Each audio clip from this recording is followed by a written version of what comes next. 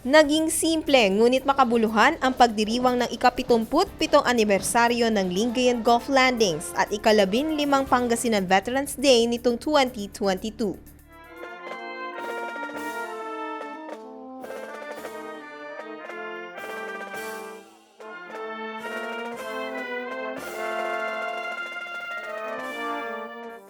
Taimtim ang komemorasyon ngayong January 9 na pinangunahan ni Gobernador Amado Pogiay Espino III na ginanap sa Pangasinan Veterans Park sa likod ng Provincial Capitol Building sa bayan ng Lingayen.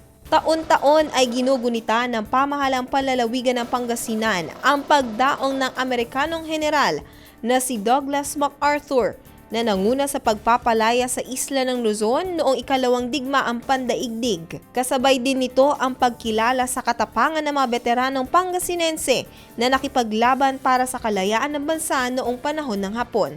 Dahil sa mga alituntuning ipinatutupad buhat ng pandemya, walang mga World War II veterans ang dumalos sa pagdiriwang ngayong taon. Pinangunahan ni Gobernador Pogi ang wreath-laying ceremony kasama sina Armed Forces of the Philippines 702nd and Infantry Defender Brigade Commander Krishnamurti A. Mortella, Philippine National Police Pangasinan Provincial Director Richmond L. Tadina, at Floro Fabia Castro at Marlene Pisaras na pawang anak ng mga Pangasinense veterano noong World War II.